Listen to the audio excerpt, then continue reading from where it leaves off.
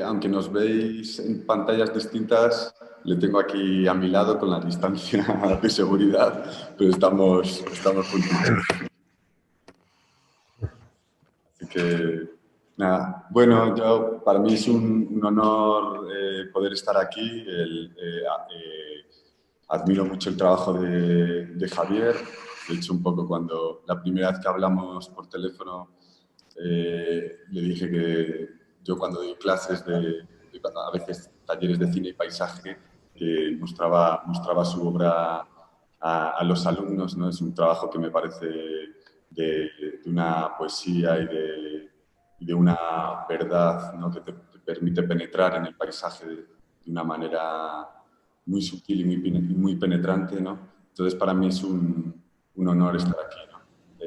Ahora mismo estamos en el interior de la galería, rodeados de las piezas, que son 3 fotografías, donde los que conocéis el trabajo de Javier Riera, es un paso, yo creo que de una audacia dentro de la coherencia que tiene su obra, hacia un universo mucho más etéreo, mucho más también móvil, ¿no? O flotante. Tiene mucho más también, a mi entender, de velocidad, ¿no? El trabajo de Javier Riera dialoga entre 2 elementos fundamentales y esenciales, y yo creo que es la clave de su trabajo, cómo ha conseguido dar con una clave que toca resonancias muy elementales, que es la naturaleza y la geometría, ¿no?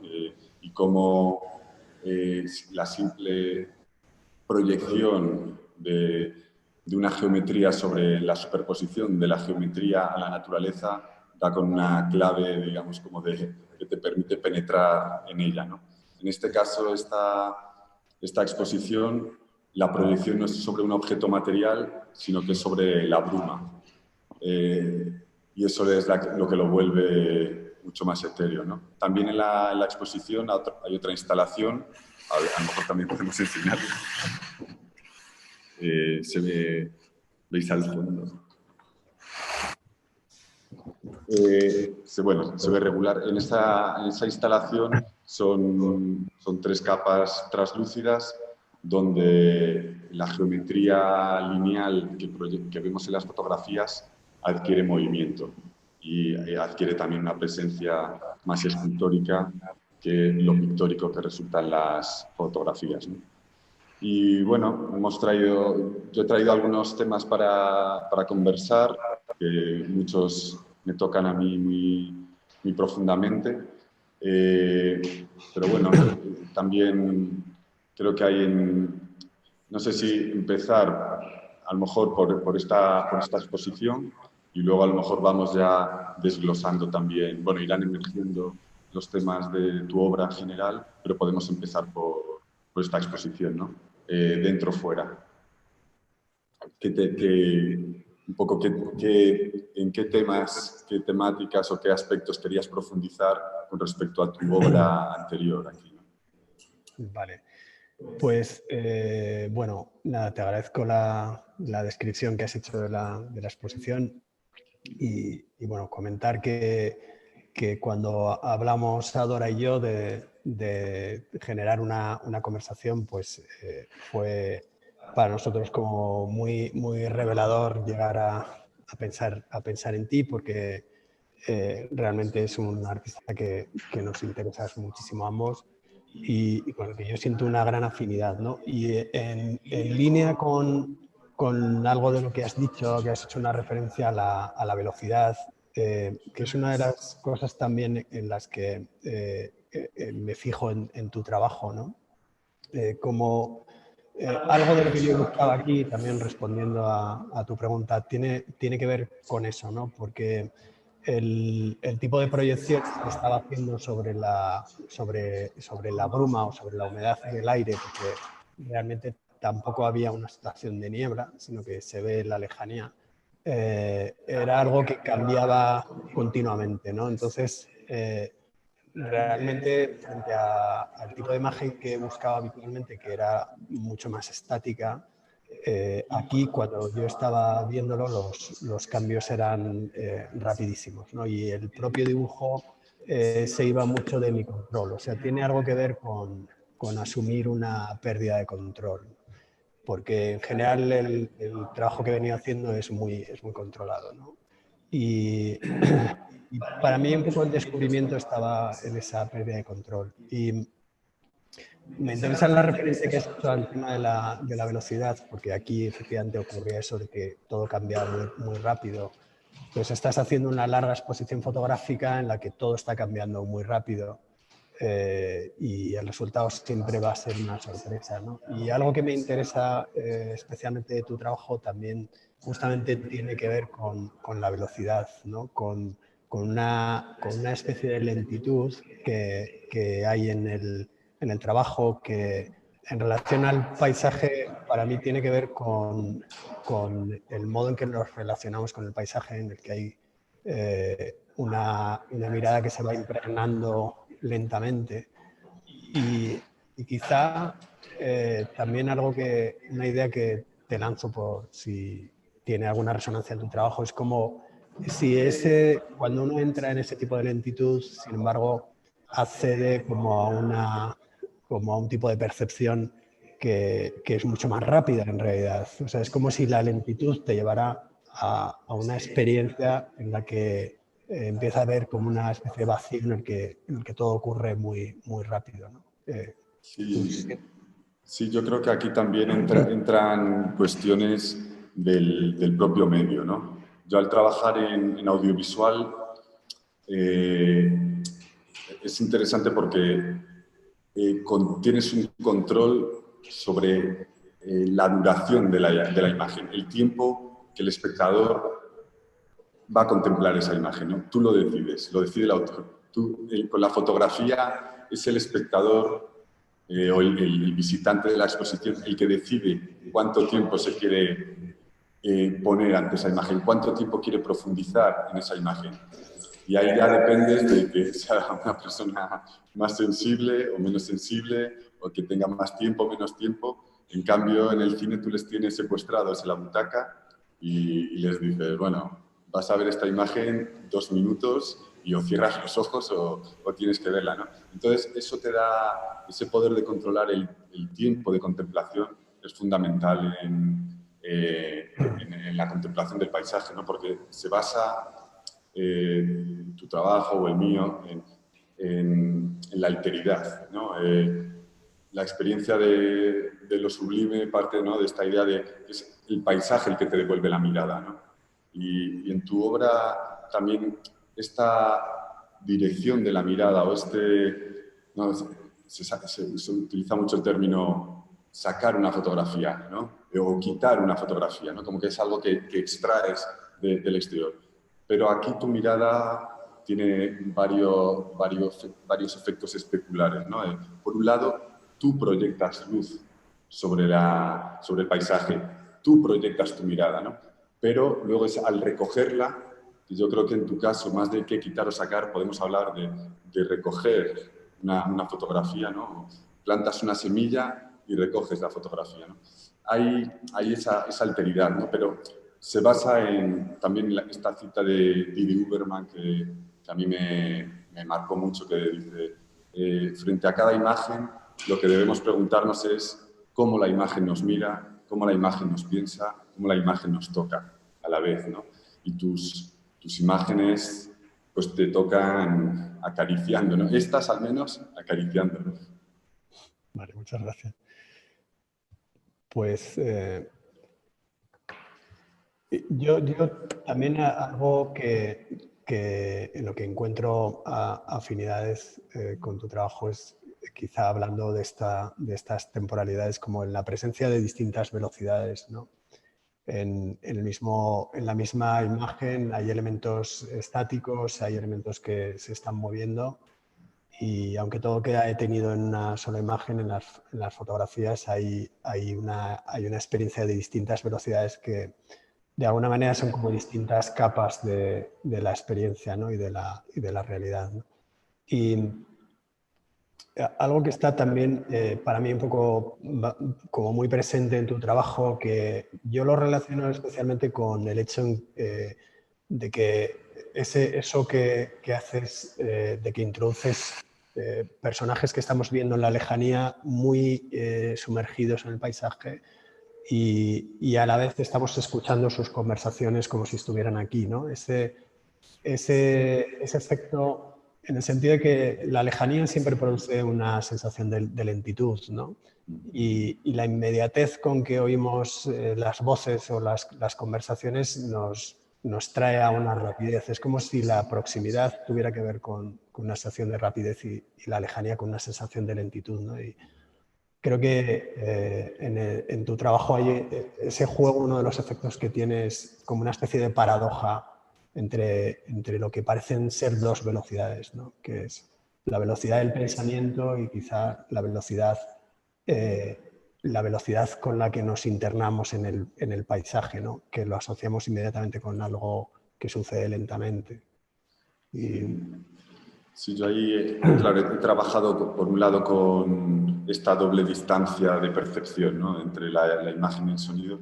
Y luego hay los últimos trabajos que he realizado, al trabajar con figuras que están paralizadas en el paisaje, pero el paisaje está en movimiento, como que conviven dos temporalidades dentro de la imagen, ¿no? Un tiempo parado y un tiempo en movimiento, ¿no? Que también genera un extrañamiento, ¿no? Que al final también tanto tu trabajo como el mío se basa en generar un extrañamiento que permita dar una clave que te hace ver, ¿no? Que te despierta, ¿no? Como una iluminación que te da una clave para interpretar el paisaje de otra manera, ¿no? Se ven en estas piezas, ¿no? Pero volviendo un poco a la velocidad y cómo las trabajas en esta exposición con respecto a las anteriores, claro, yo estos días, viendo tus trabajos previos, ¿no? Donde sobre todo lo que predomina son proyecciones sobre vegetación o sobre montañas, territorio, pero sobre todo vegetación.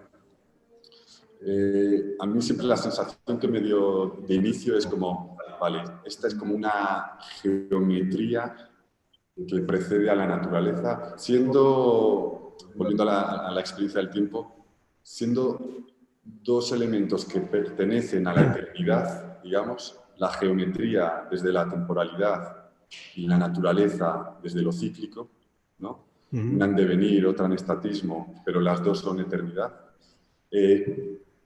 Una pregunta que me surgía era, ¿qué es antes, ¿no? ¿La geometría o la naturaleza? Y en tus trabajos, no en esta, que creo que hablamos de otra cosa, pero en tus trabajos siempre veía la geometría, o digamos que tu cámara, más que proyectar esta geometría sobre la naturaleza, era una especie de rayos X que permitían ver la estructura interna de la materia, de la naturaleza que estamos viendo. Pero en una estructura, no un esqueleto, aunque por momentos sí que parece como atómico, ¿no? Hay veces que tu proyección, el patrón que utilizas, parece que hace como un microscopio al átomo de la materia, pero más lo sentía como un esqueleto, como el patrón por el que crece la enredadera, ¿no? En un muro, ¿no? Y siempre veía eso, ¿no? Y hay un juego con la temporalidad ahí también, ¿no? Y una cosa que delataba, la única cosa que normalmente delataba que tu fotografía es una exposición larga era el movimiento de las estrellas. Todo estaba quieto, lo único que veías era en el cielo las pequeñas rayitas, que también entonces te llevaba a un elemento cósmico, que era muy interesante, ¿no? Las piedras están quietas, los árboles están quietos, la estructura geométrica está quieta, pero lo único que ves es unas estrellas que se han desplazado, ¿no? Que te habla de la rotación de la Tierra y todo esto.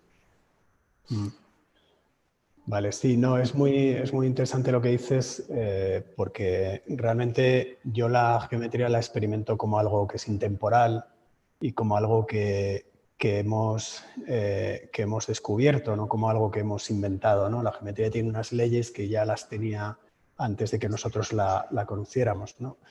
Y para mí sí hay un cierto juego de superponer ese elemento intemporal con la temporalidad del paisaje, que como muy bien dices es cíclica, pero es una temporalidad, tiene un transcurso, ¿no? Mientras que la geometría permanece en una situación de intemporalidad. Y también o sea, está muy bien visto la idea de que esas geometrías intentan ser una descripción de una fenomenología de la naturaleza, pero no intentan ser una descripción en un sentido literal como de un esqueleto, de un átomo o de algo así. Intenta ser, es una idea que está presente en muchas tradiciones y que es la idea de que hay un diseño geométrico de lo material. Digamos que la materia es el último paso y el paso anterior es la geometría, ¿no? Entonces, este diseño, digamos, está todavía en una situación atemporal como anterior al tiempo, ¿no? Entonces, para mí el juego entre esa relación, entre esa geometría intemporal y la temporalidad del paisaje es donde, digamos, está la clave de que mi intervención sea interesante, porque al final las fotografías lo que son es un poco el relato de un suceso, ¿no? Y por eso el relato de una experiencia, o sea, no me interesan como fotografías en un sentido de concepto fotográfico, estético, etcétera, sino me interesa en la medida en que dan cuenta de una experiencia. Entonces, algo que me ocurre es que yo primero localizo los espacios en los que quiero trabajar y allí pues me guío por cosas que en parte son visuales. O sea, hay una parte que es, entiendo que de ahí puede ser una imagen interesante, a pesar de lo que estoy diciendo, de que la búsqueda no es puramente fotográfica, pero buena parte de las motivaciones para trabajar en un lugar tienen que ver con otras cosas, con sensaciones que con el lugar o con elementos más intuitivos o con la presencia de agua o con cosas que de pronto siento el deseo o la sensación de que puedo hacer algo interesante allí. Y bueno, lo que intento con la geometría siempre es como, tengo la idea muy simple, en realidad, de que si doy con la geometría adecuada para el lugar, abro algo así como una experiencia de visibilidad en ese lugar. Y, y ese tipo de experiencia de visibilidad, del cual voy a hablar un poco más luego también en relación a lo sublime, a la referencia que has hecho a lo sublime, creo que es una experiencia enormemente positiva y que tiene como una dirección de apertura, de conocimiento, de crecimiento que es un poco irrenunciable para mí. Y en cuanto a lo que dices de las estrellas, que es un clásico, el hecho de que las estrellas salgan movidas en una larga exposición y tal, que a veces se llama como arañazos estelares. A mí hay algo que me fascina de las estrellas, que también es algo muy sencillo, que es la comprensión de que, perdón, todas las estrellas que vemos Algo así.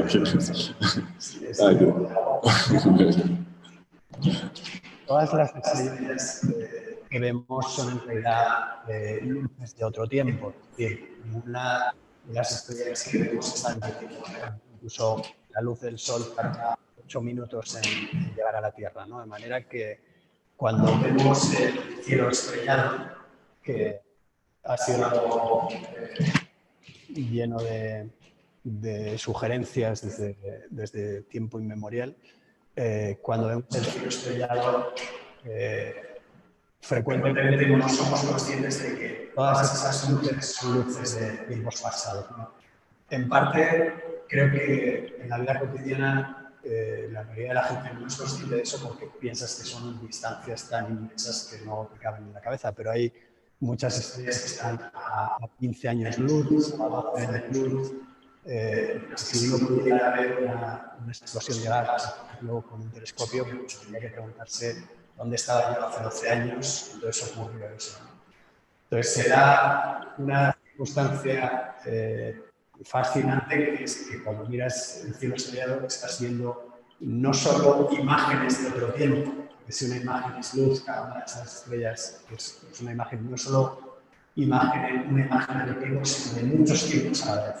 Estás viendo una superposición de tiempos en la propia naturaleza, sin estar inventándote nada extraño ni fantaseando, ¿no? Lo que te está mostrando la propia naturaleza es un montón de imágenes de tiempos muy diversos. Y eso es algo a lo que nosotros nos asomamos cuando va desapareciendo esta pantalla maravillosa azul, y es uno de los motivos por los que me interesa mucho trabajar en esta hora que se llama la hora mágica, que es cuando el sol ya se ha puesto y sin embargo queda un montón de luz residual que permanece durante una hora aproximadamente, y va apareciendo ese momento en el que nos podemos asomar a ese mirar hacia las estrellas. Y es cierto que este es algo que sabemos por la ciencia, pero no deja de llamar la atención que sea algo que lo sabemos hace tanto tiempo, hace más de 100 años, y sin embargo lo poco conscientes que somos de ello. ¿No? Entonces, para mí las estrellas sí son como el tercer elemento que habla ya de los tiempos largos de la naturaleza. Sí, es que claro, tus fotografías son dos partes, ¿no? Es el proceso y luego el resultado, ¿no? Que son inseparables, ¿no? Y en ambos casos a lo que se invita, digamos, la intimidad que tú has tenido con ese paisaje durante el proceso es la intimidad que le buscas, que generas en la fotografía o que invitas al espectador a generar, ¿no? Luego hay, hablabas de la hora mágica, ¿no?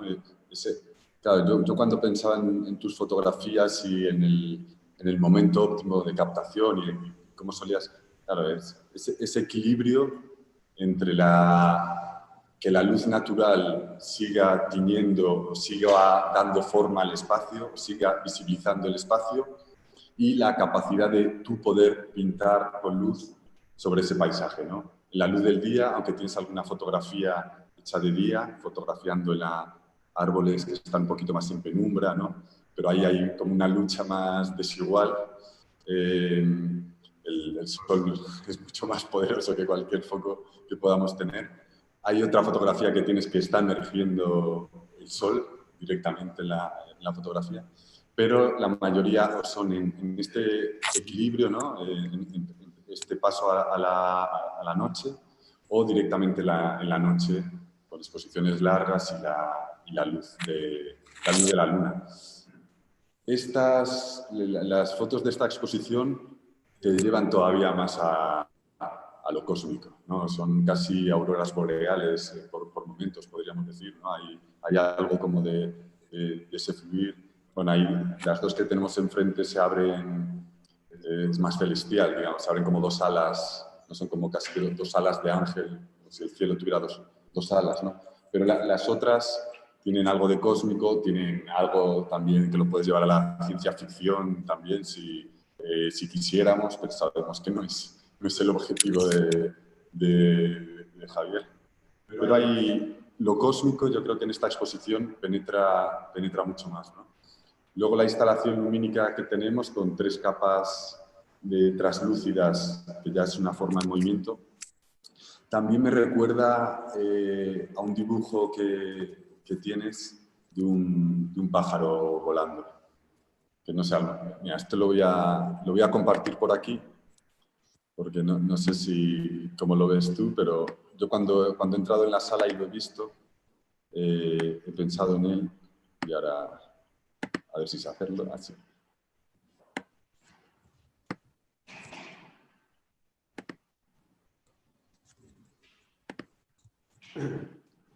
¿No basta con arrastrar o sí? Sí.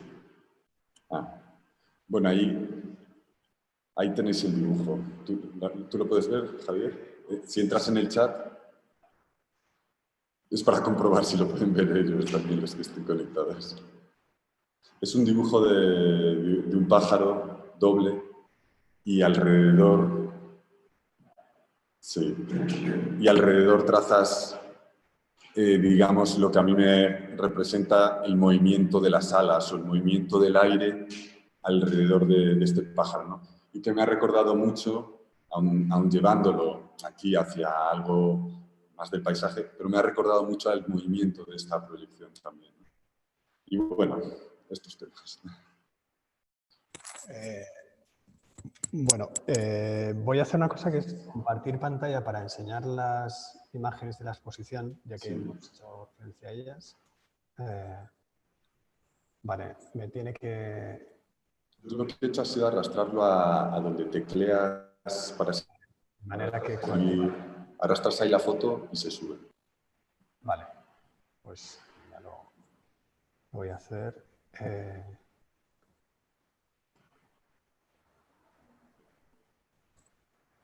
Perdón, ¿eh? ¿Dónde las arrastras? Al chat directamente, ¿no? Vale. Si le das al chat y en la parte de abajo, bien menos.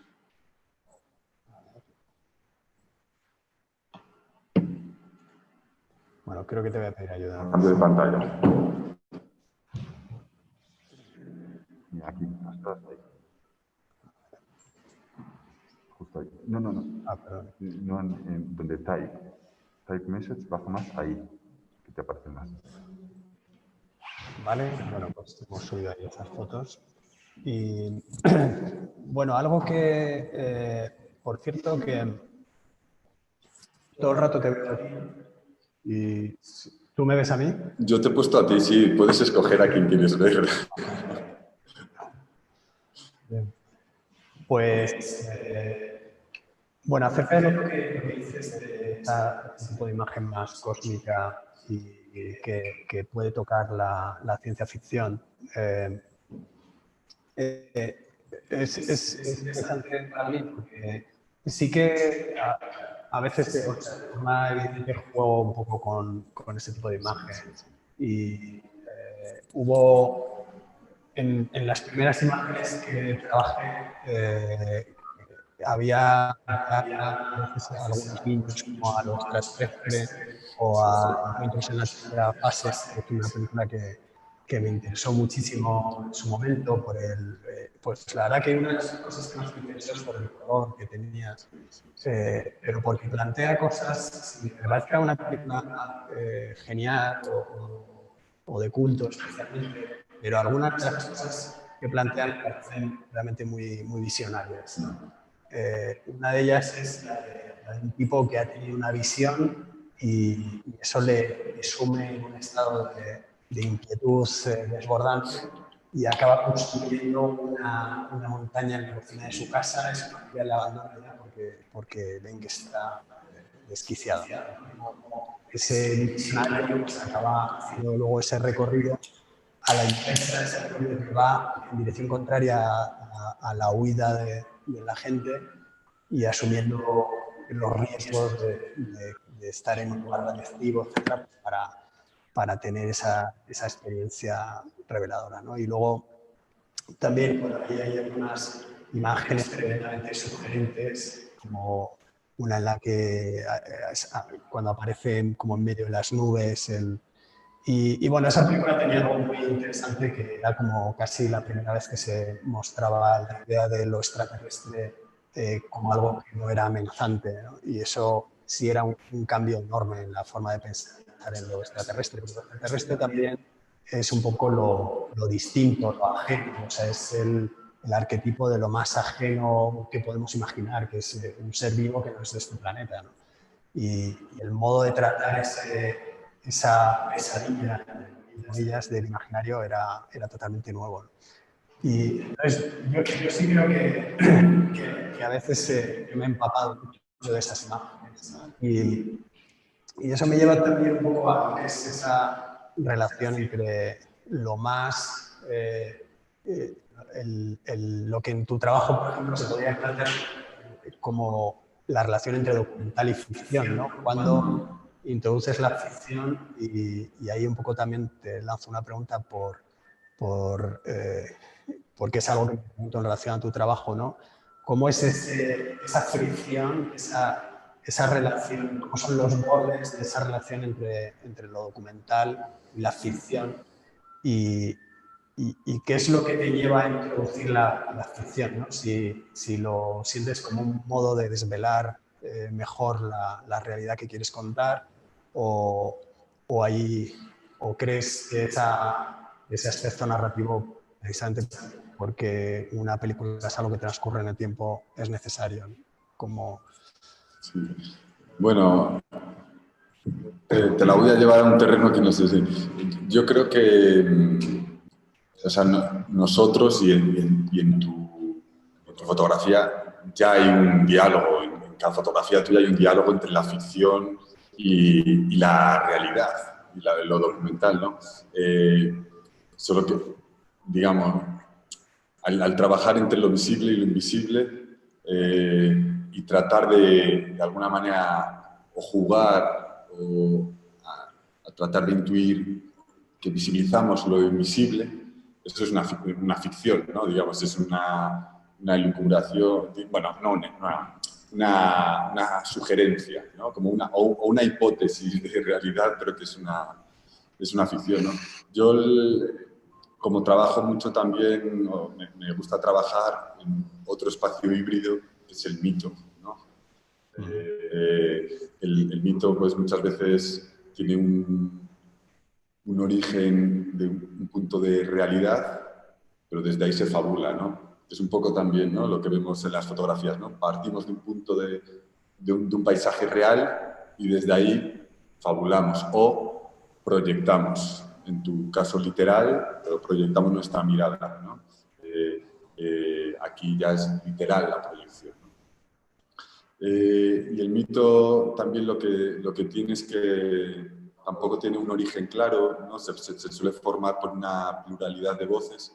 Es un poco también como suelo trabajar yo en mis películas, ¿no? Tanto Costa da Morte como Lua Vermella trata de construir la identidad cultural de un paisaje a partir del imaginario colectivo, ¿no? Donde se mezclan las leyendas, la historia y ese imaginario colectivo, esa pluralidad de voces, la que va dando forma a una idea, a una identidad del paisaje, ¿no? Y los mitos también se explican. En Lua Vermella lo que hago es, parto de la historia real de un buzo de Costa da Morte que ha recuperado más de 40 cadáveres de náufragos a lo largo de su vida, ¿no? Una historia muy fuerte, con muchos elementos legendarios, ¿no? Y a partir de ahí fabulo y trabajo en torno al imaginario fantástico gallego, ¿no? Y eso, entonces es un poco el equilibrio que trato. Yo creo que un poco de nuevo la clave es esta del extrañamiento, ¿no? O sea, ante la realidad documental, generar un elemento de extrañamiento que puede ser la clave, esa llave que dices tú, que nos permita comprender más profundamente el paisaje que estamos contemplando. Pero esa clave de extrañamiento, cuanto más esencial, yo creo que más verdadera, ¿no? Y eso, yo creo que la potencia de tu trabajo está en esa esencialidad, ¿no? Es un gesto muy mínimo, pintar con luz,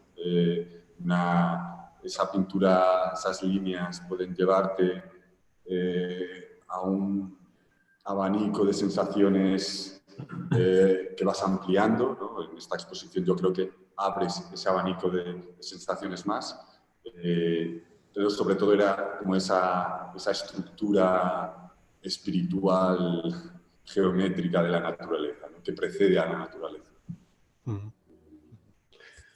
Sí. Sí, no, y es interesante cuando hace referencia al mito en Lua Vermella, a la importancia del mito en Galicia, digamos, donde se hace mucho más natural, digamos, una mitología que en Castilla-La Mancha, por una cuestión de experiencia que antes estábamos comentando, ¿no? Y cómo ese mito se vincula con la intimidad de las personas. Es decir, que hay un recorrido peculiar entre un aspecto muy intimista que tiene el carácter gallego y sin embargo, una implicación enorme de lo mítico en ello, ¿no? Yo siento que con el modo en que trabajo con la geometría tiene un paralelo con eso, en el sentido de que para mí la geometría tiene un carácter también intimista, en el sentido de que intento que sea la descripción de una fenomenología natural, pero es una fenomenología natural que nos afecta directamente, ¿no? Entonces se convierte así en el puente, ¿no? En el camino directo entre tu interior y el elemento natural. Y un tema también por el que quería preguntar, que quiero pasar, es el tema de la pintura, ¿no? Porque mi formación es de pintor, estuve 20 años siendo únicamente un pintor y desde luego mi forma de abordar las imágenes viene de la pintura y tengo en la cabeza toda la historia de la pintura un poco heredada, ¿no? Y me gustaría preguntarte también cómo vives tú la relación con la pintura, por el hecho, bueno, de que tú eres hijo de pintores y también a propósito de Lua Vermella, porque ahí aparecen referencias más directas, diría que nunca en mi trabajo, a determinados pintores, a Hopper, incluso a Vermeer, ¿no? Que viene Vermeer enseguida. Y bueno, ¿cómo vives esa relación, ¿no? Te quieres escapar de tu trabajo hacia el mío, pero bueno, hablo. Sí, yo, por un lado, con relación a los mitos, sí que en Lua Vermella he trabajado sobre todo la relación entre paisaje y mito, desde la perspectiva que comentabas, ¿no? No son los mismos mitos los que pueden emerger de un lugar como Costa da Morte, lo veníamos hablando antes, a los que pueden aparecer en Siberia, en el desierto, ¿no? Es esa proximidad frente a un mar que es un cementerio y un mar que, sobre todo, durante siglos y siglos ha sido considerado el fin del mundo. El convivir con esa presencia de un océano al que no se le concebía límites generaba en el subconsciente, ha ido sedimentando una relación con ese mar singular, ¿no? Hay un crítico que escribió, Alberto Ruiz de Samaniego, que escribió una crítica fantástica sobre la película recientemente, metía una cita de Eugenio Dors que hablaba de eso, ¿no? Decía, pues estas tierras que daban a este océano ilimitado, decía, han adquirido inmemorialmente un pánico hacia ese paisaje, y luego decía, no se puede ocupar impunemente este palco, ¿no? Llamaba a Galicia un palco, no podemos ocupar este palco impunemente frente al gran teatro del misterio, ¿no? Frente a este mar, hasta este océano ilimitado, ¿no? Y hay algo ahí, ¿no? O sea, yo creo que hay dos cuestiones con respecto a los mitos. Por un lado, ver la correlación y las similitudes de mitos en grandes culturas, que está muy analizado, ¿no? Desde Mircea Eliade, por ejemplo. Yo creo que responde a unos mismos temores, unos mismos deseos del ser humano sobre todo, el mito y la leyenda viene a cubrir espacios de incertidumbre, ¿no?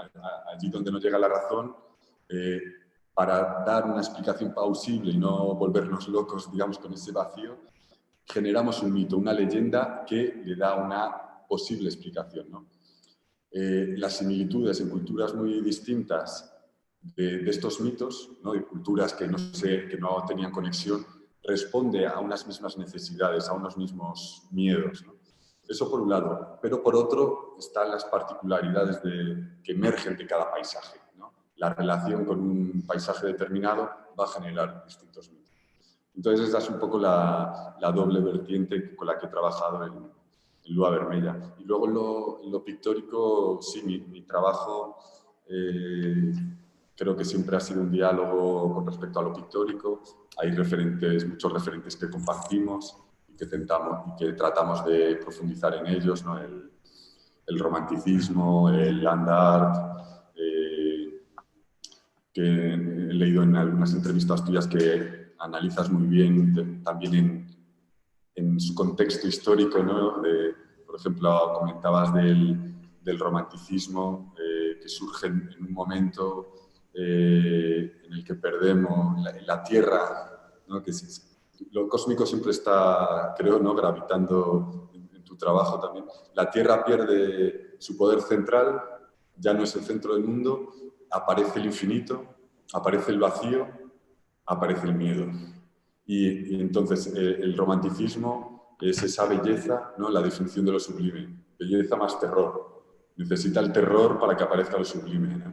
Cuando en otras filosofías orientales es mucho más apacible, ¿no? No necesitan si digamos la experiencia de lo sublime es el puente que nos permite conectarnos al paisaje, en el romanticismo el terror es indispensable para que se teja ese puente. En las filosofías orientales no hace falta, ¿no? Es de mucha mayor cotidianidad, ¿no? Es digamos, tú convertirte en paisaje casi, ¿no? No necesitas la llave del terror del romanticismo para tú poder diluirte en el paisaje, ¿no? Y bueno, de aquí a lo mejor podemos pasar a estos referentes en tu trabajo y el romanticismo también, Sí. Habla de los jardines barrocos, bueno. Sí, o sea, yo desde luego he tenido que hacer como una interpretación de esa tradición romántica, porque, a ver, perdón, sí, tengo... realmente además una cosa que me ocurría antiguamente es que enseguida me echaban encima lo sublime, ¿no? Es como paisaje y venga, lo sublime y tal, ¿no? Y a mí me ha interesado mucho, y veo que a ti también, ese proceso de descubrimiento de la amplitud del espacio que sucede drásticamente en el barroco. O sea, en un periodo de 50 años hay una sucesión de astrónomos que empiezan primero mostrando que no somos el centro del universo, lo cual es un trauma monumental porque ahora nos cuesta imaginarlo, ¿no? Pero es que pensar que somos el centro del universo es muy tranquilizador. Es casi como decir que Dios existe, ¿no? Es como, esto no será casualidad, ¿no? Entonces, la pérdida de esa certeza fue algo completamente traumático y hay historiadores como Hauser que dicen que realmente lo que significa el barroco es justo eso, son los descubrimientos astronómicos y lo que suponen para la conciencia, ¿no?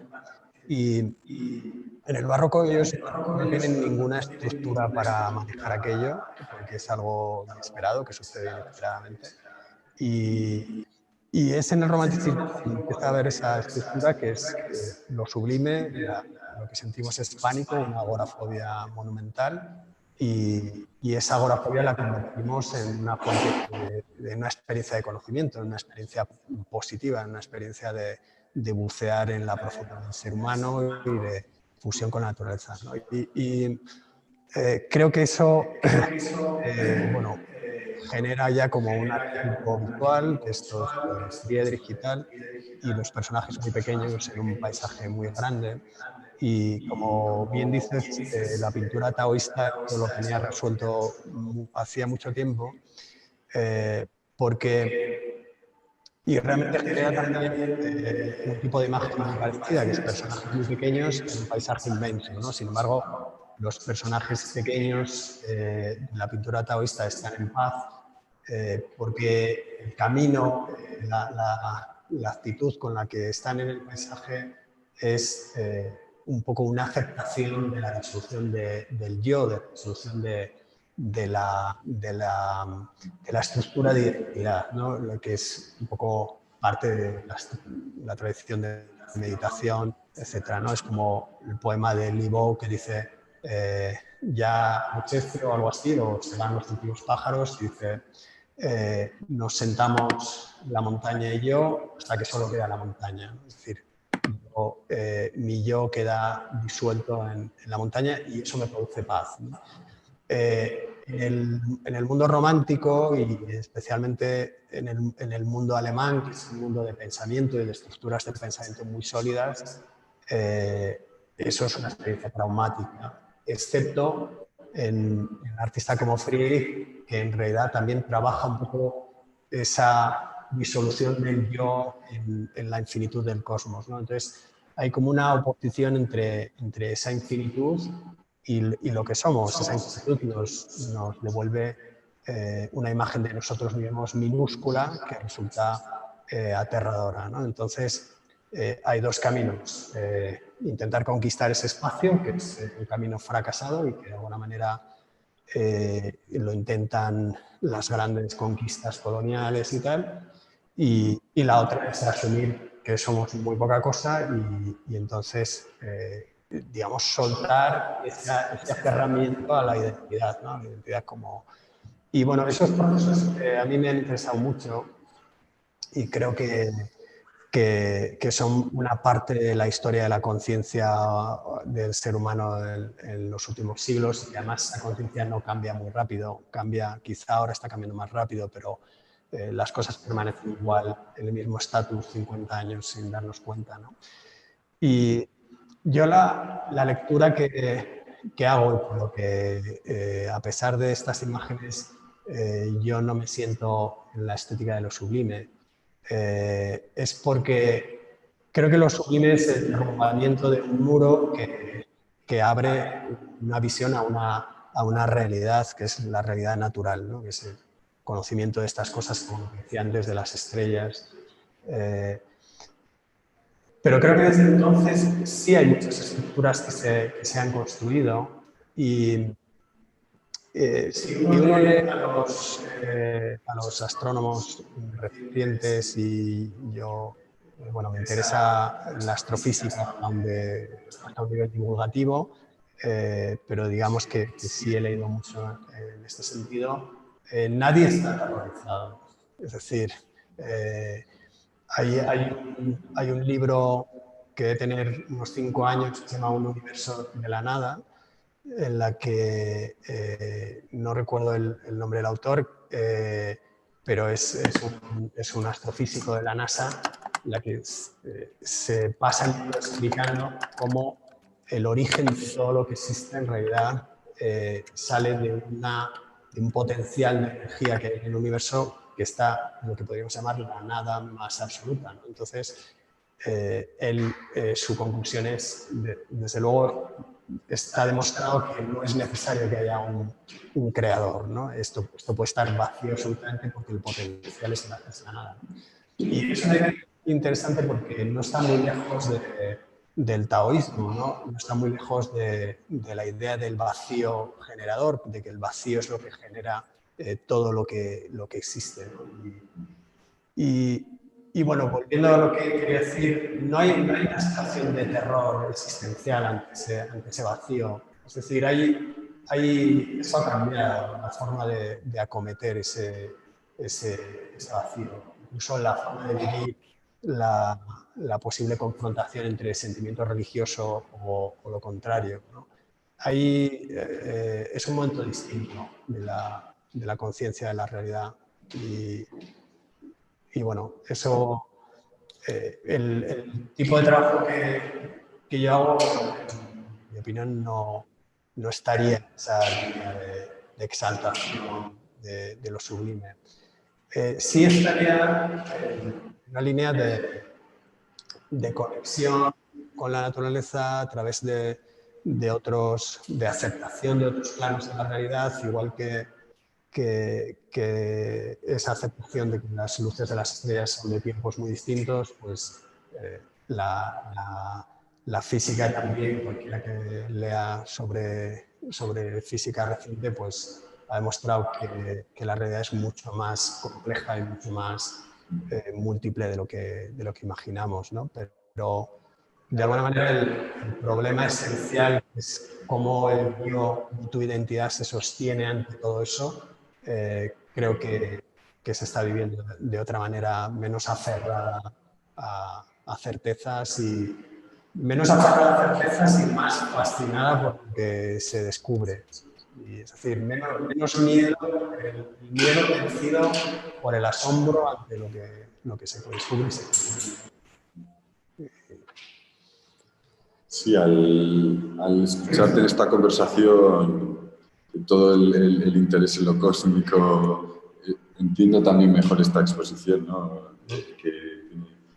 Sí, que tu trabajo siempre está entre lo visible y lo invisible, y aquí, claro, el año pasado, hace 2 años, se descubrieron las ondas gravitacionales, ¿no?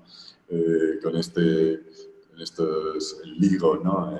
Esta red para captar las mínimas alteraciones espaciotemporales, ¿no? Y bueno, sí, y también viendo que te interesaba de encuentros en la tercera fase, de no aceptar sin tanto terror la llegada sumado al romanticismo, ¿no? Bueno, frente al taoísmo, ¿no? El taoísmo, mayor aceptación, no terror ante no somos el centro del universo. También hoy se van comprendiendo también ideas, ¿no? Como de tu trabajo que yo creo que hay ese sosiego, ¿no? Tu trabajo lleva incluso estas que son más ágiles, más veloces, aún así tienen una calma implícita, ¿no? Sí, y para mí hay un poco por terminar lo que he desarrollado un poco antes, hay un momento especial en relación al land art, porque al land art histórico de los años 70 del siglo XX, porque es un momento muy especial porque toda la mirada está puesta en la carrera espacial, como ya se ha escrito mucho sobre esto, ¿no? Y entonces hay una visión, Tonia Requejo, por ejemplo, hablaba de esto. Hay un momento en el que la carrera espacial es importantísima en la forma de sentir de Occidente y está retransmitiéndose por televisión. Es decir, la retransmisión de imágenes es algo que es fundamental en ese momento, ¿no? Y digamos que no, estamos en un momento en el que no existe la variedad de posibilidades de contemplación de imágenes que hay ahora, ¿no? Es la televisión y la prensa, ¿no? Entonces, es como el primer momento en el que la Tierra empieza a ser vista desde fuera, empieza a ser vista desde el universo, ¿no? Aunque sea desde esa distancia que es la Luna, y a la vez es el momento de la Guerra Fría, ¿no? Entonces, hay que pensar que ha habido 2 guerras mundiales en un plazo de tiempo muy, muy pequeño, y las 2 han sido devastadoras en Europa. Y entonces, pensar que va a haber una tercera en los años 70 del siglo XX era algo muy, muy normal. Es decir, la pinta que tenía, con ya armas nucleares por todas partes, es que de un momento a otro iba a haber una tercera, ¿no? Y entonces se inventaron aquello del teléfono rojo para detener el último ataque, etcétera, ¿no? Pero la sensación de alguien que en aquel momento tuviera 50 o 40 años es de que, bueno, aquí ha habido 2 guerras muy seguidas, esto tiene muy mala pinta, tiene pinta de que en cualquier momento hay la tercera y esa tercera va a ser devastadora, ¿no? Entonces, por un lado está la posibilidad de destrucción masiva del planeta, como algo en lo que la gente piensa a diario. Por otro lado está el hecho de que estás viendo el planeta desde fuera y estás teniendo una conciencia distinta del planeta a través de esa distancia. Y ese momento es el momento en el que surge el land art, ¿no? Y para mí el land art, digamos que también es un nuevo modo de interpretar la relación con el espacio, porque al final es un tema espacial, ¿no? Aunque esté en términos de paisaje, pero es un tema de la relación con el espacio y digamos, un concepto existencial en relación al espacio, ¿no? En ese momento es un espacio que está totalmente amenazado y está siendo visto por primera vez con una distancia increíble. Y creo que ese momento también hace ese sentimiento de asombro que supera al miedo, cuando el asombro empieza a ser algo que supera al miedo, ¿no? Como el astronauta que sube a hacer un viaje espacial y sabe que su vida corre mucho peligro, pero la experiencia es tan asombrosa que lo intenta, ¿no? Y bueno, ese montón me interesa. Sí, hay también hay algo como de el surgimiento de la ecología, la sostenibilidad medioambiental, ¿no? Por esa conciencia de la Tierra y su posible destrucción, que también leía en alguna entrevista tuya, ¿no? Porque no hemos tocado el tema, pero bueno, no sé, ¿hasta qué hora tenemos? Como... Ahí va, vale. Sí, no hemos tocado el tema, por ejemplo, de cómo varía la experiencia del observador, del visitante de tus piezas en fotografía o en instalación, ¿no?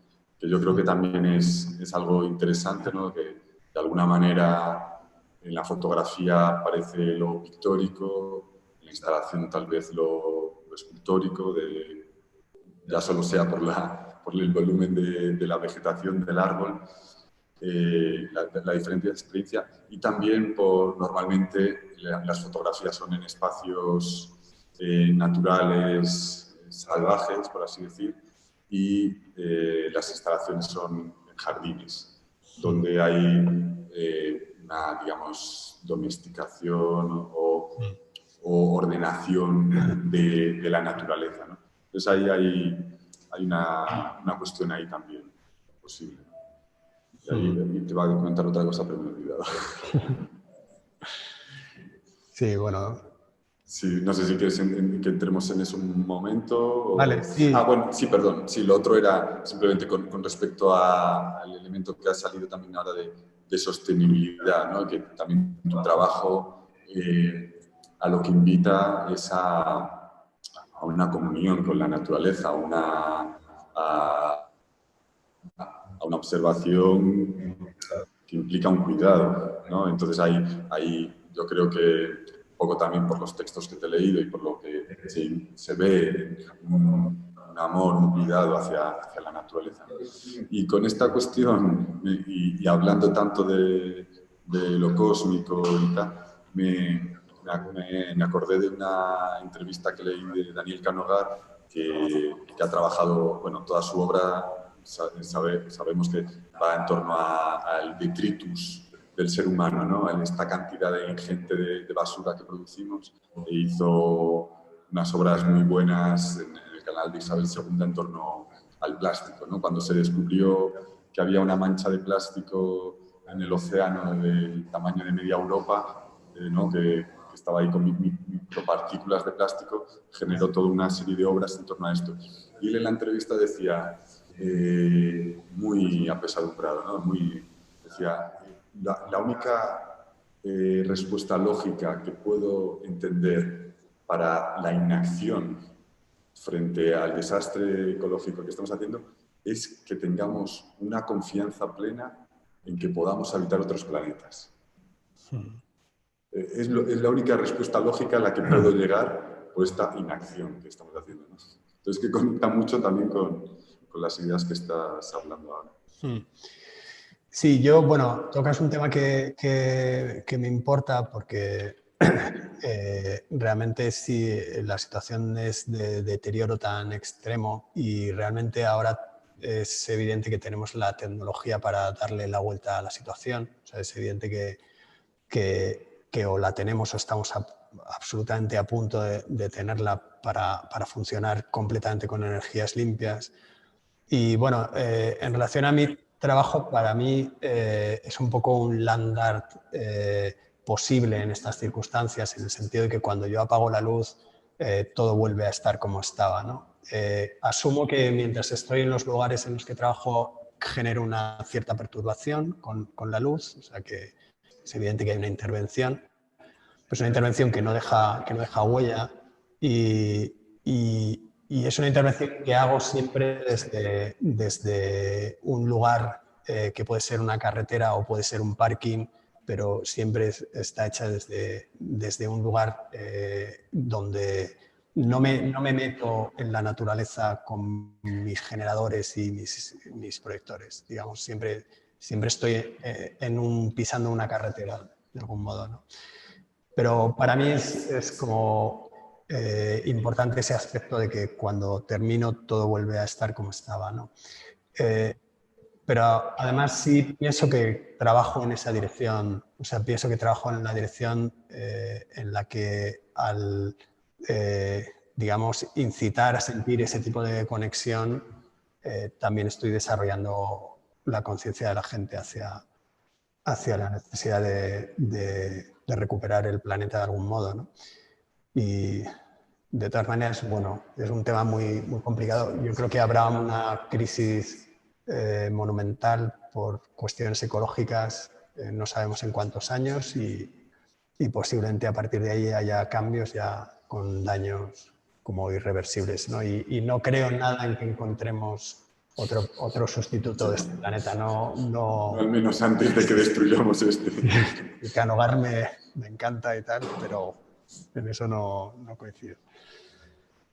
Y nada, no sé si yo creo que igual vamos terminando. A mí hay una última cosa que también me gustaría comentarte, que es en relación a esa lentitud de la que hablábamos antes, y es en relación, quizá en donde lo encuentro mejor explicado es en Mountain in Shadow, en la que en ese trabajo tuyo, algo que bueno, me fascina porque fotográficamente es fascinante, y algo que me resulta muy interesante es como, siendo un centro que aparece ahí una actividad lúdica como es el esquí, sin embargo no parece lúdico en absoluto. Y me resulta muy interesante una sensación de ensimismamiento de todos los personajes que aparecen en la película, ¿no? Es decir, hay una sensación que consigues que es como de una especie de aislamiento en lo que sería el inconsciente de cada uno de ellos, por así decirlo. Es como si uno estuviera asistiendo a personajes ensimismados, tan ensimismados que casi se comportan un poco robóticamente porque están fundidos en su pensamiento, ¿no? O sea, esto te quiere... Sí, lo conecto también para que se vaya. Que también es como un territorio para que parece lunar, ¿no? Por momentos Sí, también. sí. Es una pieza, el título es Montaña en sombra, solo que en internet, en Vimeo lo pongo en inglés para que comprendan.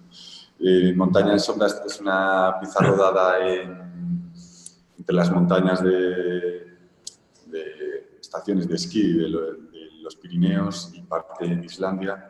Y sí que un poco el extrañamiento que le otorgo al paisaje es generar mucho contraste entre las luces y las sombras, de tal manera que lo que está en sombra de repente se convierte en una mancha negra, ¿no? Y en este diálogo con lo pictórico que siempre hay en mi trabajo, aquí pues lo referente será más un expresionismo abstracto, ¿no? de manchas aquí y allá. Y con respecto a la figura humana, sí, yo hay una cuestión siempre como del punto de vista, ¿no? ¿Quién está mirando, ¿no? Y yo en mis primeros trabajos siempre era la mirada del observador del paisaje, ¿no? Que con su mirada va delimitando lo que considera paisaje, ¿no? También el paisaje como concepto, hay una de las teorías es que es cuando los pintores empiezan a pintar el paisaje, a delimitar, ¿no? Frente a la continuidad total de la naturaleza, es encuadrar lo que genera la idea de paisaje, ¿no? Es una imagen en la distancia, ¿no?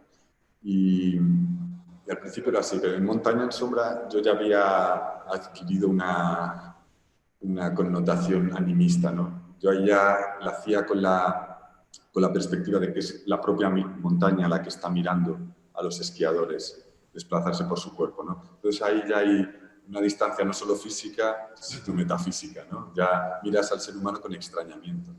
Y luego un poco lo que procuré hacer en ese ballet de espectros, ¿no? De fantasmas, era, sí, ¿no? que pareciera, trabajaba en torno a la idea del mito de Sísifo, ¿no? Entonces, al principio están ascendiendo la montaña, luego bajando, subiendo, bajando, subiendo, bajando.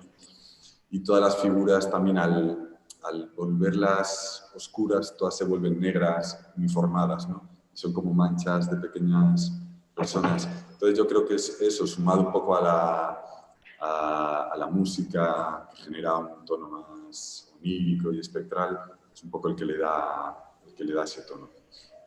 Sí. Os invito a verla, que está en abierto en internet, Montaña en Sombra. Sí, está tanto en mi página web como en mi canal de Vimeo, Lois Patiño, Montaña en Sombra, y aparece. Genial. Pues bueno, quizá vamos terminando o vamos dando pie si alguien quiere hacer alguna pregunta. Si alguien quiere hacer alguna pregunta. ¿Cuánto tiempo les damos para escribir? La técnica que has utilizado. ¿El qué, perdón?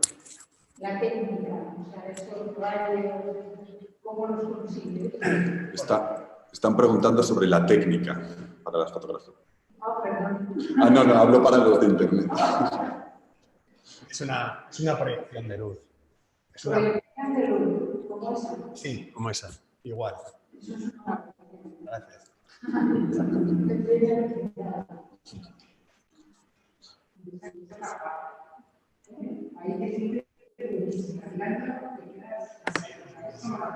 Ahí te sirve.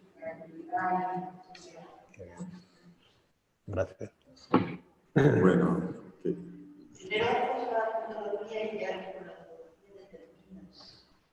¿qué? ¿Cómo, perdón? Primero haces la fotografía sin luz y sobre esa fotografía determinas posteriormente qué geometría querrás responder. No.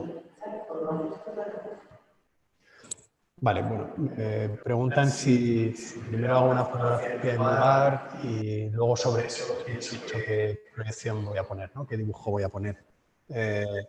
No, o sea, no. Digamos que un camino como muy actual, muy normal, sería tener una fotografía del lugar y empezar en el ordenador a ponerle dibujos encima, a ver cuál va bien, o poder hacerlo en directo, ¿no? Pero eso no me funciona, no sale bien. Entonces, porque bueno, en este caso, pues porque todo estaba cambiando continuamente, pero habitualmente hay geometrías que visualmente funcionan bien, pero luego en pantalla, pero en el espacio no. O sea, se genera una relación entre la geometría y el espacio que es imprescindible para mí estar allí. Entonces sí que a partir de un espacio, pero no a partir de la imagen, sino a partir quizá una parte, pero no la miro apenas, sino que lo tengo un poco en mente y sí tengo como una familia de geometrías que pienso que van a servir y a veces por ahí empiezo a tirar del hilo y voy llegando a algo y a veces no, acaba siendo algo muy distinto de lo que pensaba. O sea que no lo llevo muy ensayado. Es bastante Y en este caso, ¿es una videoproyección o una proyección estática? Es estática. Es estática. Sí, en este caso es estática. Hay veces que es en movimiento. Hasta ahora no lo he hecho. Lo que sí he hecho es que cambie, o sea, que se transforme muy lentamente. Eso sí lo he hecho unas cuantas veces. O sea, que hay una transformación que tienes que prestar atención para darte cuenta de que cambia. Pero que se mueva a esa velocidad de esta pieza, por ejemplo, no, hasta ahora no lo he hecho. Porque... que buscas que haya un ambiente determinado climatológicamente, que haya humedad, que haya humedad. qué ambiente de vídeos se puede hacer. Sí, bueno, climatológicamente, como necesito cierta luz, pues, o esa hora mágica o luna llena. Y bueno, intento que no llueva para que no se me mojen los aparatos, porque la electrónica se va muy mal con el agua, pero bueno, sí busco experiencias distintas, niebla, etcétera, pero, o el tipo de luz que queda reflejada en las nubes, este tipo de cosas sí.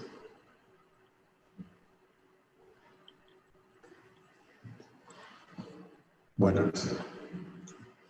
Estamos por...